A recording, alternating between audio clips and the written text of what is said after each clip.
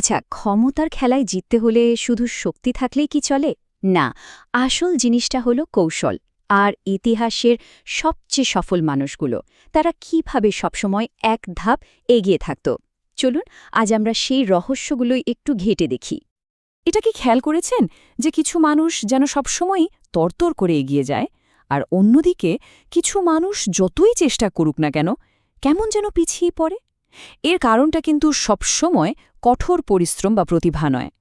এর পেছনে কাজ করে ক্ষমতার এক অদৃশ্য খেলা। আর এই যে অদৃশ্য খেলার কথা বললাম, এর নিয়মকানুনগুলোই কিন্তু দারুণভাবে এক জায়গায় করা হয়েছে। কোথায়? রবার্ট গ্রিনের সেই বিখ্যাত বই দ্য 48 লজ অফ পাওয়ারে। সত্যি বলতে এটা শুধু একটা বই না, এটা ক্ষমতাকে বোঝা, কাজে লাগানো আর হ্যাঁ, এর অপব্যবহার থেকে নিজেকে বাঁচানোর একটা কমপ্লিট গাইডলাইন। তবে হ্যাঁ, একটা কথা আছে, এই বইটা নিয়ে কিন্তু বেশ বিতর্কও আছে। অনেকে এটাকে ডার্ক সাইকোলজির অংশ মনে করেন, কেউ কেউ বলেন এটা সাফল্যের চাবিকাঠি, আবার সমালোচকদের মতে এটা মানুষকে চালাকি বা প্রতারণা করতে শেখায়। তাই এই সূত্রগুলো জানার সময় একটা ক্রিটিক্যাল মাইন্ডসেট রাখা কিন্তু খুবই জরুরি। তো চলুন আর দেরি না করে এই খেলার একদম প্রথম আর সবচেয়ে গুরুত্বপূর্ণ কয়েকটা নিয়মের দিকে তাকানো যাক। এগুলো কিন্তু এমন নিয়ম যা ইতিহাস জুড়ে বারবার সত্যি বলে প্রমাণিত হয়েছে। প্রথম সূত্রটাই কিন্তু বেশ অবাক করার মতো। প্রভুকে কখনো ছাড়িয়ে যেও না। এর মানে কি? সোজা কথায়, আপনার চেয়ে উপরে যারা আছে তাদের সবসময় একটু কমফোর্টেবল রাখতে হবে। নিজের তেরেমই বা ট্যালেন্ট এমনভাবে দেখানো যাবে না যাতে তারা নিজেদের ইনসিকিউর ফিল করে। বস বা লিডারকে সবসময় এটা বোঝাতে হবে যে তারা অপরিহার্য, আর আপনি তাদের সাপোর্ট করার জন্যই আছেন, কম্পিটিটর হিসেবে নয়। এর একটা ক্লাসিক আর সত্যি বলতে বেশ ভয়ঙ্কর একটা উদাহরণ কিন্তু ইতিহাসে আছে। ফ্রান্সের অর্থমন্ত্রী ছিলেন নিকোলাস ফুকে। তিনি রাজাকে খুশি করতে গিয়ে এমন এক পার্টি দিলেন যা রাজার পার্টির চেয়েও বেশি জমকালো হয়ে গেল। ফলাফল, রাজা চতুর্দশ লুই নিজেকে ছোট মনে করলেন এবং ফুকেকে সরাসরি হুমকি হিসেবে দেখলেন। আর তার কিছুদিন পরেই ফুকেকে যাবজ্জীবন কারাদণ্ড দেওয়া হয়। ভাবা যায়? ওকে, তো বড় কর্তাদের চোখে নিজেকে নিরাপদ রাখা তো গেল, কিন্তু ক্ষমতার খেলায় এটাও খুব জরুরি যে সাধারণ মানুষ আপনাকে কিভাবে দেখছে, মানে আপনার পাবলিক ইমেজ। চলুন এবার দেখি খ্যাতি বা রেপুটেশন কিভাবে কন্ট্রোল করতে হয়। দেখুন, এই তিনটা সূত্র কিন্তু একসাথে একটা প্যাকেজের মতো কাজ করে। প্রথমটা কি?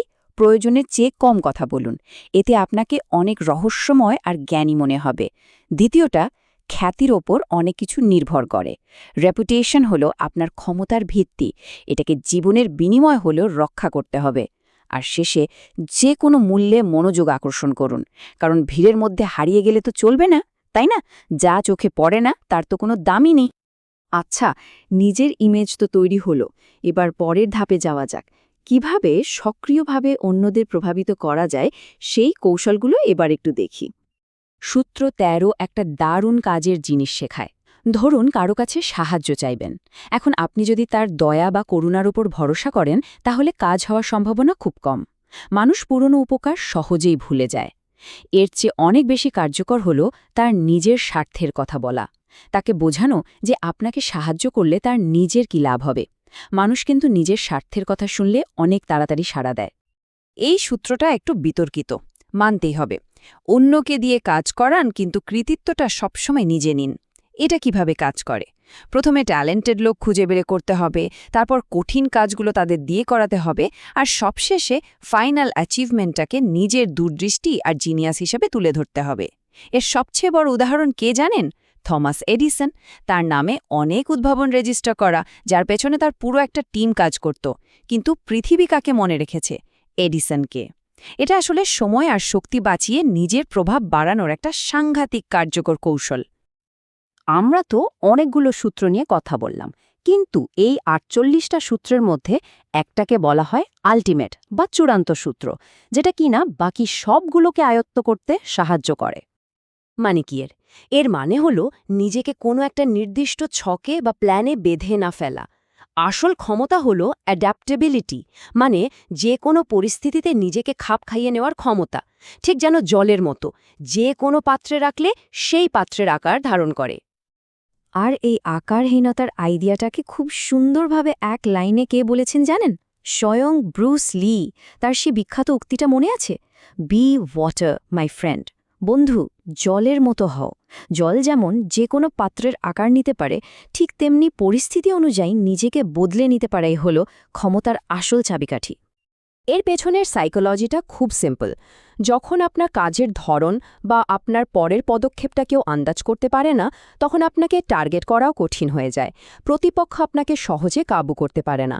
তাই যে কোনো পরিস্থিতিতে নিজেকে খাপ খাইয়ে নেওয়ার এই ক্ষমতাটাই হল আল্টিমেট পাওয়ার। শেষ পর্যন্ত এই ৪৮টা সূত্র কিন্তু আমাদের সবার সামনে একটা বড় প্রশ্ন দাঁড় করায়। ক্ষমতা জিনিসটা আসলে কি? এটা কি শুধুই জেতার জন্য একটা অস্ত্র, নাকি এটা দিয়ে বড় কিছু নির্মাণও করা যায়? উত্তরটা হয়তো নির্ভর করে যে এই জ্ঞানটা কার হাতে পড়ছে তার উদ্দেশ্যের উপর। কারণ ক্ষমতা নিজে থেকে ভালো বা খারাপ কিছুই নয়, এর ব্যবহারই ঠিক করে দেয় এর আসল পরিচয়।